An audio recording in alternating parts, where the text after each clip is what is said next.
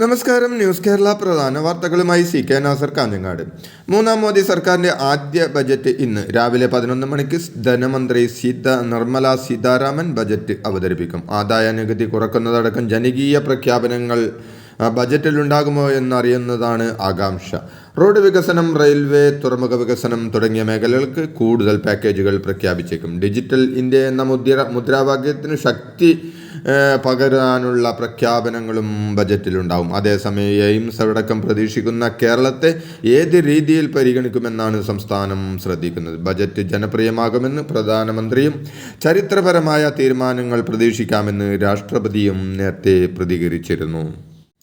കർണാടകയിലെ ഷിരൂരിൽ മണ്ണിടിച്ചിലിൽ കാണാതായ അർജുൻ്റെ വാഹനത്തിൻ്റെ സിഗ്നൽ ഗംഗാവാലി നദിക്കടിയിൽ നിന്ന് കിട്ടിയതായി സൈന്യം അറിയിച്ചു. പുഴയിൽ കരഭാഗത്ത് നിന്ന് 40 മീറ്റർ അകലെയാണ് സിഗ്നൽ കിട്ടിയിട്ടുള്ളത്. ലോറി ചളിമണ്ണിൽ പുതഞ്ഞ് പോയിരിക്കാനുള്ള സാധ്യത തള്ളിക്കളയാനാവില്ല. എന്നാൽ കനത്ത ഒഴുക്കാണ് പുഴയിലുള്ളത്. നാവികസേന സിഗ്നൽ കിട്ടിയ ഭാഗത്ത് ഇന്ന് വിശദമായ തെരച്ചിൽ നടത്തും. വെള്ളത്തിൽ ഉപയോഗിക്കുന്ന Ferex ലൊക്കേറ്റും deep search mine ഡിറ്റക്ടറും ഉപയോഗിച്ചാവും signal ലഭിച്ച ഭാഗത്ത് തിരച്ചിൽ നടത്തുക. കർണാടകയിലെ ദേശീയപാതയിൽ മണ്ണിടിച്ചിൽ കാണാതായ അർജുന് വേണ്ടിയുള്ള തെരച്ചിൽ കരഭാഗത്തെ പരിശോധന പൂർത്തിയാക്കിയെന്ന് സതീഷ് സൈൻ MLA അറിയിച്ചു. ഇന്നു മുതൽ പുഴയിൽ കൂടുതൽ പരിശോധന നടത്തുമെന്നും ഡ്രൈജിംഗ് സാധ്യതകളും പരിശോധിക്കുന്നുണ്ടെന്നും ഇതിനുള്ള അനുമതി തേടുമെന്നും MLA പറഞ്ഞു. അർജുന് വേണ്ടിയുള്ള സൈന്യത്തിൻ്റെ തെരച്ചിൽ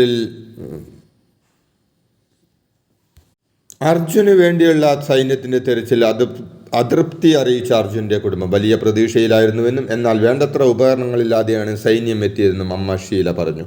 ഒരു മനുഷ്യന് ഇത്രേ വിലയുള്ളൂ എന്ന് പറഞ്ഞ അമ്മ ഇവിടെ ലോറി ഇല്ലെന്ന് സ്ഥാപിക്കാനാണ് ശ്രമമെന്നും മാധ്യമങ്ങളോട് പറഞ്ഞു. നിപ്പ വൈറസ് രോഗിയുടെ സമ്പർക്ക പട്ടികയിൽ ഉൾപ്പെട്ട 9 പേരുടെ സാമ്പിളുകൾ നെഗറ്റീവ്. മലപ്പുറത്ത് സമ്പർക്ക പട്ടികയിൽ ഉൾപ്പെട്ടിരുന്ന 13 പേരുടെ സാമ്പിളുകളാണ് വൈറോളജി ഇൻസ്റ്റിറ്റ്യൂട്ടിലേക്ക് അയച്ചിരുന്നത്. ഇവരിൽ 9 പേരുടെ ഫലമാണ് വന്നത്. മരിച്ച 14-കാരൻ്റെ സമ്പർക്ക പട്ടികയിൽ 406 പേരാണുള്ളത്. ഇവരിൽ 194 പേർ ഹൈ റിസ്ക് വിഭാഗത്തിലുണ്ട്. ഇവരിൽ 139 പേർ ആരോഗ്യ പ്രവർത്തകരാണ്. നിപ്പ സമ്പർക്ക പട്ടികയിലുണ്ടായിരുന്ന തിരുവനന്തപുരത്തെ 2 പേരുടെ പരിശോധനാ ഫലങ്ങൾ നെഗറ്റീവാണെന്ന് ആരോഗ്യമന്ത്രി വീണ ജോർജ് അറിയിച്ചു. തോന്നയ്ക്കൽ വൈറോളജി ഇൻസ്റ്റിറ്റ്യൂട്ടിൽ നടത്തിയ പരിശോധനയുടെ ഫലമാണ് പുറത്തു വന്നത്. അമ്മയും മകളുമാണ് തിരുവനന്തപുരത്ത് നിപ്പ നിരീക്ഷണത്തിലുണ്ടായിരുന്നത്. മലപ്പുറത്ത് 14-കാരൻ നിപ്പ ബാധിച്ച് മരിച്ചതിൻ്റെ പശ്ചാത്തലത്തിൽ കേരള തമിഴ്നാട് അതിർത്തിയിൽ നിപ്പ പരിശോധന ശക്തമാക്കി തമിഴ്നാട് ആരോഗ്യവകുപ്പ്. വാഹനയാത്രികരുടെ ആരോഗ്യസ്ഥിതി പരിശോധിച്ച ശേഷം മാത്രമാണ് തുടർ യാത്ര അനുവദിക്കുന്നത്. പാലക്കാട് ജില്ലയിൽ തമിഴ്നാടുമായി അതിർത്തി പങ്കിടുന്ന മുഴുവൻ ചെക്ക് പോസ്റ്റുകളിലും 24 മണിക്കൂറും നീളുന്ന പരിശോധനയാണ് തമിഴ്നാട് ആരോഗ്യവകുപ്പിൻ്റെ നേതൃത്വത്തിൽ നടത്തുന്നത്. അമീബിക് മസ്തിഷ്ക ജ്വരം ബാധിച്ച് ചികിത്സയിലായിരുന്ന കോഴിക്കോട് മേലടി സ്വദേശിയായ 14 വയസ്സുകാരൻ രോഗമുക്തി നേടി. രാജ്യത്ത് തന്നെ അപൂർവമായാണ് അമീബിക് മസ്തിഷ്ക ജ്വരം സ്ഥിരീകരിച്ച ഒരാൾ രോഗമുക്തി നേടുന്നത്. 97% മരണനിരക്കുള്ള രോഗത്തിൽ നിന്നാണ് കുട്ടിയെ ജീവിതത്തിലേക്ക് തിരികെ എത്തിക്കാൻ സാധിച്ചത്. ഏകോപനത്തിനും ചികിത്സയ്ക്കും നേതൃത്വം നൽകിയ മുഴുവൻ ടീമിനെയും ആരോഗ്യമന്ത്രി വീണ ജോർജ് അഭിനന്ദിച്ചു. കണ്ണൂർ ഉദയഗിരി ഗ്രാമപഞ്ചായത്തിലെ സ്വകാര്യ ഉടമസ്ഥതയിലുള്ള പന്നി ഫാമിൽ ആഫ്രിക്കൻ പന്നിപ്പനി സ്ഥിരീകരിച്ചു. ഈ ഫാമിനെയും കൂടാതെ പ്രവാഹ കേന്ദ്രത്തിൻ്റെ 1 കിലോമീറ്റർ ചുറ്റളവിലുള്ള മുഴുവൻ പന്നികളെയും അടിയന്തരമായി ഉന്മൂലനം ചെയ്ത് മാനദണ്ഡങ്ങൾ പ്രകാരം സംസ്കരിക്കാനും ജില്ലാ ദുരന്ത നിവാരണ അതോറിറ്റി ചെയർമാനായ ജില്ലാ കളക്ടർ അരുൺ K. വിജയൻ ഉത്തരവായി. മണ്ണാത്തിക്കുണ്ട് ബാബു കൊടക്കനാലിൻ്റെ ഫാമിലുള്ള പന്നികൾക്കാണ് നിലവിൽ പന്നിപ്പനി സ്ഥിരീകരിച്ചത്. SNDPയെ കാവ്യവൽക്കരിക്കാൻ അനുവദിക്കില്ലെന്നും മുസ്ലിം ലീഗിൻ്റെ വർഗീയത തുറന്നു കാട്ടുമെന്നും CPM സംസ്ഥാന സെക്രട്ടറി MV ഗോവിന്ദൻ പറഞ്ഞു. ലോക്സഭാ തെരഞ്ഞെടുപ്പ് ഫലം അവലോകനം ചെയ്യാൻ ചേർന്ന CPM സംസ്ഥാന സമിതി യോഗത്തിന് ശേഷമാണ് പ്രതികരണം.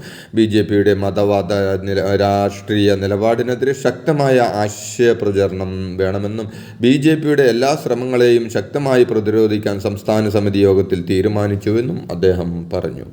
സർക്കാർ സേവനങ്ങൾക്ക് ഉയർന്ന ഫീസ് ഈടാക്കാനുള്ള നീക്കം പിണറായി മന്ത്രിസഭ ഉപേക്ഷിക്കണമെന്ന്, അല്ലാത്തപക്ഷം ഈ നീക്കം ജനങ്ങൾക്ക് ഇരട്ടി പ്രഹാരം നൽകലാകുമെന്നും KPCC president KS Sudhakaran MP പറഞ്ഞു. സർക്കാരിൻ്റെ സാമ്പത്തിക പ്രതിസന്ധി മറികടക്കാൻ പൊതുജനത്തിൻ്റെ മടിക്കുത്തി പിടിക്കുകയല്ല ചെയ്യേണ്ടതെന്നും പൊതുജനത്തെ പിഴിഞ്ഞായാലും പണം കൊള്ളയടിക്കണമെന്ന ചിന്തയാണ് പിണറായി സർക്കാരിനെ നയിക്കുന്നതെന്നും സുധാകരൻ പറഞ്ഞു. 5 മാസത്തെ സാമൂഹിക സുരക്ഷാ പെൻഷൻ ഇപ്പോഴും കുടിശ്ശികയാണെന്നും അത് കൃത്യമായി വിതരണം ചെയ്യാൻ കഴിയാത്ത പിണറായി സർക്കാർ കേരളീയം നടത്താൻ കാട്ടുന്ന ആത്മാർത്ഥതയ്ക്ക് പിന്നിൽ സാമ്പത്തിക താൽപ്പര്യമാണെന്നും സുധാകരൻ കൂട്ടിച്ചേർത്തു.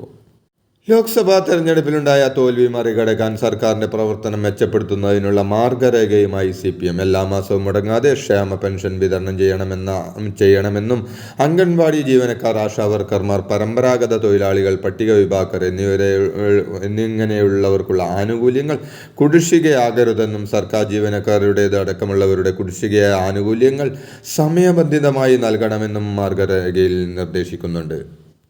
KSEB ജീവനക്കാർ രാത്രിയിൽ മദ്യപിച്ചെത്തി മോശമായി പെരുമാറിയെന്ന ആരോപണത്തിൽ വിശദീകരണവുമായി KSEB. അയിരൂരിൽ KSEB ജീവനക്കാർ മദ്യപിച്ചിരുന്നില്ലെന്ന വൈദ്യപരിശോധനാ റിപ്പോർട്ടുകൾ KSEB പുറത്തുവിട്ടു. പോലീസിനെ വിളിച്ചു വരുത്തിയ ജീവനക്കാർ തന്നെയാണ്. കുടുംബനാഥൻ മോശമായി പെരുമാറിയപ്പോഴാണ് പോലീസിനെ വിളിച്ചതെന്നും KSEB വാർത്താക്കുറിപ്പിൽ അവകാശപ്പെട്ടു. കൊച്ചുവേളി റെയിൽവേ സ്റ്റേഷനിൽ നിന്നും 8 കിലോഗ്രാം കഞ്ചാവ് കണ്ടെടുത്തു. കഞ്ചാവ് എത്തിച്ച പ്രതിയെക്കുറിച്ചുള്ള അന്വേഷണം ആരംഭിച്ചു. Excise special squad circle inspector Tony ജോസിന്റെ നേതൃത്വത്തിലുള്ള സംഘവും കൊച്ചുവേളി റെയിൽവേ സംരക്ഷണ സേനയും സംയുക്തമായിട്ടാണ് പരിശോധന നടത്തിയത്. 108 ആംബുലൻസ് ജീവനക്കാർ അടിക്കടി സമരം ചെയ്യുന്നത് സംബന്ധിച്ച് അന്വേഷണം നടത്തി റിപ്പോർട്ട് സമർപ്പിക്കണമെന്ന് മനുഷ്യാവകാശ കമ്മീഷൻ ഉത്തരവിട്ടു. പൊതുജനങ്ങളെ ബുദ്ധിമുട്ടിക്കുന്ന തരത്തിൽ സമരം ചെയ്യുന്നതിനെക്കുറിച്ച് ആരോഗ്യ വകുപ്പ് ഡയറക്ടർക്കാണ് K. ബൈജുനാഥ് നിർദ്ദേശം നൽകിയത്. പൊതുവിദ്യാഭ്യാസ വകുപ്പിൽ ഫയലുകൾ വെച്ച് താമസിക്കാൻ അനുവദിക്കില്ലെന്ന് മന്ത്രി V. ശിവൻകുട്ടി പറഞ്ഞു. തിരുവനന്തപുരത്ത് ഉപവിദ്യാഭ്യാസ ഡയറക്ടർമാർ അടക്കമുള്ള പൊതുവിദ്യാഭ്യാസ വകുപ്പിലെ ഉന്നത ഉദ്യോഗസ്ഥരുടെ യോഗത്തിൽ സംസാരിക്കുകയായിരുന്നു മന്ത്രി. ഫയൽ അദാലത്തിലൂടെ നിയമപ്രകാരം പരിഹരിക്കാനാവുന്ന എല്ലാ ഫയലുകളും തീർപ്പാക്കണമെന്നും മന്ത്രി വ്യക്തമാക്കി. ഇതോടെ ഇന്നത്തെ പ്രധാന വാർത്തകൾ സമാപിച്ചു. നന്ദി, നമസ്കാരം.